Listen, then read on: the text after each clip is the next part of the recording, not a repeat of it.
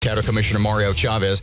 Erin has a text, and you can say who it's from if you are so inclined, but it has to do with the current conditions of the animal control.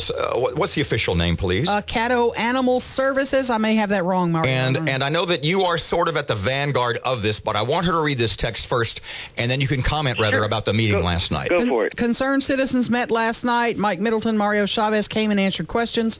Dogs in horrible conditions, not getting medical attention, broken legs, starving, found dead in cages, fighting for food when there are more than one in a pen. Let's see. It's scrolling on me. Just a second. Euthanizing dogs that have been tagged for rescue, not enforcing codes for lawbreakers and animal abusers, slap on the wrist when taken to court, not telling the truth, etc. We want state procedures to be followed, cameras to be hung in all areas, pictures of intakes taken upon arrival. It goes on. Lots of allegations. I know you're concerned about this. Is any of it true? Erin, some of it is and some of it isn't. Unfortunately, a lot of it's social media. It's a lot of anger fueled by social media. Some of it does have legitimate complaints, and then some of it is just common error.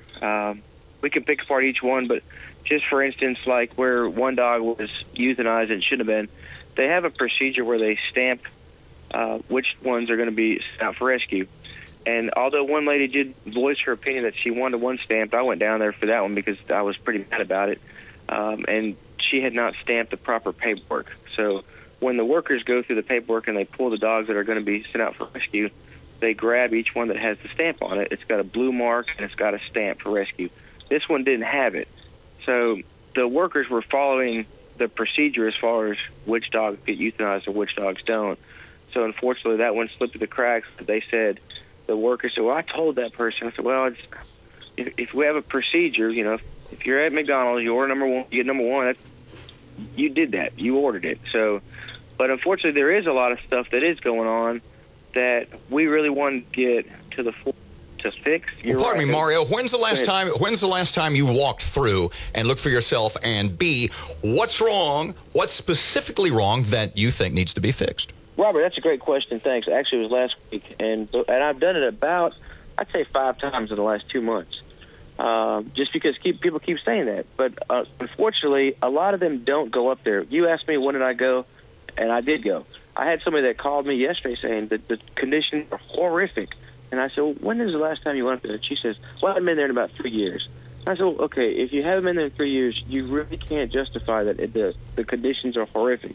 If you look at the numbers, if you look at what Chuck Wilson has done, the euthanization rate is down to 57%. It was at like 80% 2 or 3 years ago.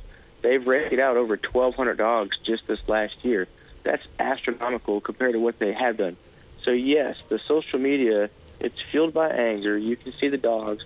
But unfortunately, a lot of that comes from different rescues. The way that they get money is the same way that the charities get money. When you see the small kid from Mexico on the TV that they're asking for 80 cents a day, they're not going to put a healthy American kid sitting there eating a sandwich saying, we need 80 cents a day. So they go in there, and they specifically ask this. They say, we want to see your work dogs. They found dogs that were starving on the streets that they just brought into the shelter that very day. They took pictures of them, and then they posted them on Facebook so they could raise money. They raised like $2,000 for this dog that was starving to get the dog out. But that money, that dog doesn't need $2,000. So these rescues are doing it to make money. So there's good rescues out there, and then there's rescues out there that are trying to make a profit. So it's hard because this is another thing. We're not an animal rescue. We're not. A lot of people have the misconception. Caddo Parish Animal Shelter, it's a service where we get the animals that are at large off the streets, so they're not nuisances, and we bring them into the shelter. Unfortunately, some of the people want them taken care of a different way. They don't want big dogs with small dogs, and they really